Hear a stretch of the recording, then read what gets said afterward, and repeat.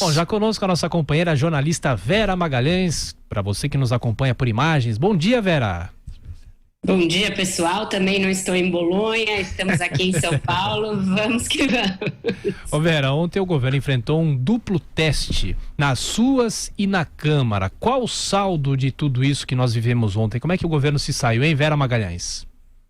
Tá se segurando nos 30 ali, né, Tiago? Nas ruas, recebeu um recado bastante eloquente e bastante claro de que as manifestações foram grandes, foram generalizadas em todo o país, se estenderam para além da esquerda. Então é um erro tentar estigmatizar quem foi às ruas como sendo só opositor do presidente.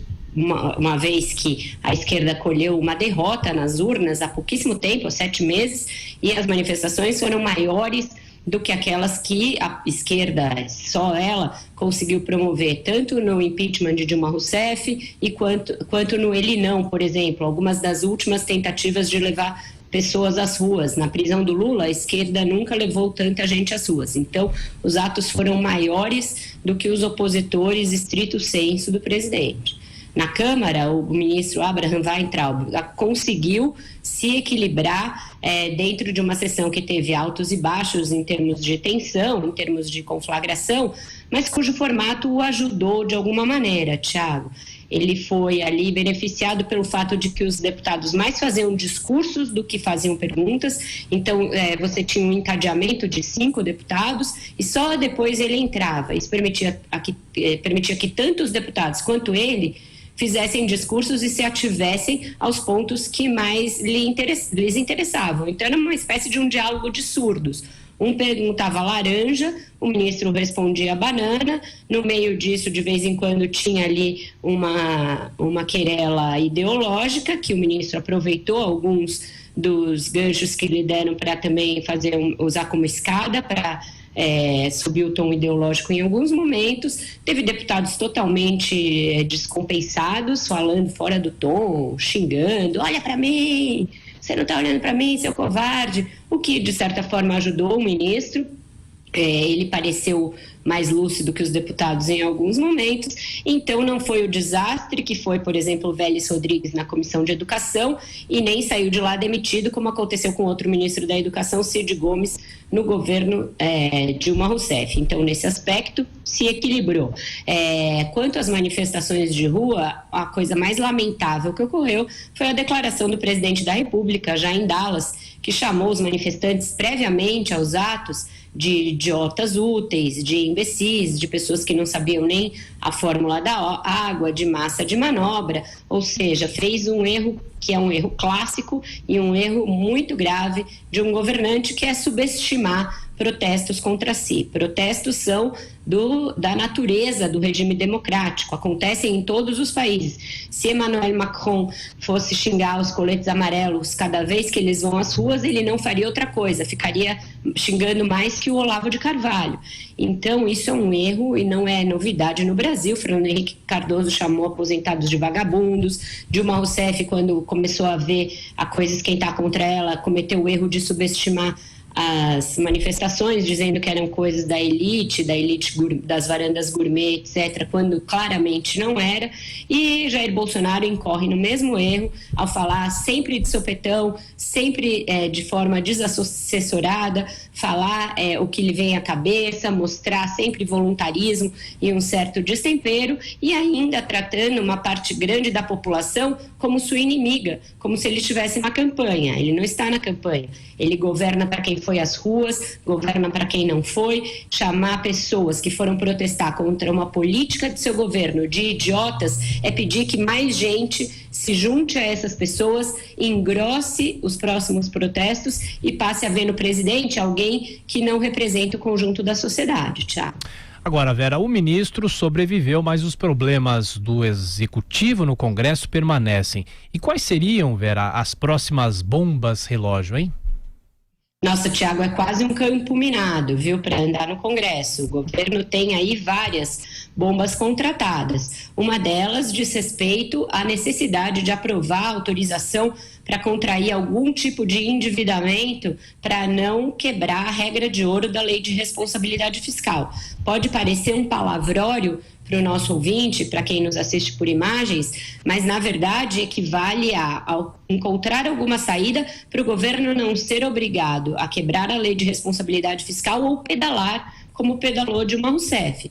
Então é gravíssimo, foi este caso, essa necessidade de votação que levou o ministro da Economia à Câmara, aliás, à Comissão Mista de Orçamento anteontem, onde ele fez advertências bastante dramáticas, disse que o Brasil está à beira do abismo, que nós já chegamos no fundo do poço, etc. E ainda não há garantia de que o Congresso vai dar esse refresco ao governo. Tem várias medidas provisórias prestes a caducar, algumas delas importantes, como a da abertura do setor elétrico, a que reestrutura a esplanada, e tem a iminência aí de haver uma fila de ministros sendo convocados para esfregas como esse de ontem no plenário da Câmara.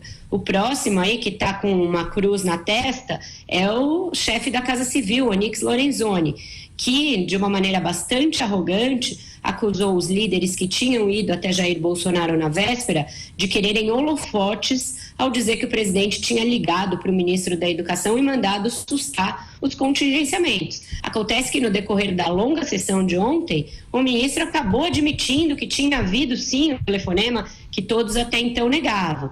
Ainda deu uma escamoteada no teor, disse que os deputados não ouviram a conversa inteira, que por isso podem ter se confundido, mas esse é um episódio que deixou cicatrizes. Os deputados não gostaram de ser chamados de mentirosos, de espalhadores de boato, quando não imaginavam que o governo pudesse recuar de algo que Bolsonaro fez na frente deles. Então, tudo isso deixa qual impressão no Congresso de que o governo não respeita os parlamentares, não os considera interlocutores de confiança, usa os parlamentares apenas segundo as suas conveniências e não lhes dá espaço no governo. E isso é uma equação bastante desfavorável que leva a que o governo de fato não tenha os votos necessários nem para essas medidas provisórias que não requerem quórum constitucional, muito menos para a reforma da Previdência que necessita de 308 votos. Ô Vera, rapidamente para a gente fechar, quanto às manifestações de rua ontem, muita gente fez paralelos com os protestos de 2013 ou mesmo os atos pró-impeachment de Dilma Rousseff. É possível fazer qualquer base de comparação, ter base de comparação? Ainda é muito cedo, Thiago. Os atos de ontem foram motivados por uma pauta macro, que era a dos cortes na educação, os contingenciamentos, como prefere o governo, eufemisticamente, mas que, concordo com o professor, são cortes, porque o dinheiro não existe ainda, teria de haver uma arrecadação que não existe para que esses gastos fossem repostos, e teve ali algumas pautas de carona, como sempre acontece, aliás, é bom que se diga, nessas manifestações. Isso não serve para desqualificar as manifestações. O fato de que tinha gente lá gritando Lula livre, ou que tinha gente nos atos falando contra a reforma da Previdência, basta lembrar que nas manifestações do impeachment sempre tinha caronistas falando em intervenção militar, em outras pautas que eram estranhas ao protesto. Então, este, por hora, a gente pode dizer que mobilizou estudantes e professores como o core ali, quem estava na base da manifestação. Se isso se espraiar para uma manifestação contra o governo de uma maneira mais ampla, a gente pode começar a falar nessas comparações. Tem outros testes aí por vir. Tem uma manifestação pró-governo convocada para o dia 26, se ela for grande, pode ser um jeito de dar uma resposta. Tem outra manifestação pela educação convocada para o dia 30 e tem uma tentativa de greve geral no dia 14 de junho. Então você veja que tem nas próximas semanas muitos atos de rua convocados. Isso mostra que a gente está entrando, possivelmente, num novo período aí em que as pessoas vão começar a ir às ruas. Isso não é bom para um governo que precisa aprovar medidas desta monta no Congresso, emendas constitucionais, que deveria zelar para que houvesse normalidade institucional, paz na sociedade, algum tipo de concertação na sociedade. Mas o governo investe diuturnamente em confrontos, em brigas, em escolher novos adversários, em xingar uma parcela da população em fazer bagunça, aí sim, balbúrdia nas redes sociais. Isso não é papel de governo, isso pode ser papel de oposição enquanto está em campanha, nunca de governo. Então, ao trocar as bolas do seu próprio papel, o governo leva as pessoas para as ruas e isso não ajuda em nada a que a sua pauta avance no Congresso. Tiago. Vera, bom dia de trabalho, estaremos te acompanhando na nossa programação. Até mais tarde. Até mais tarde, um ótimo jornal para vocês.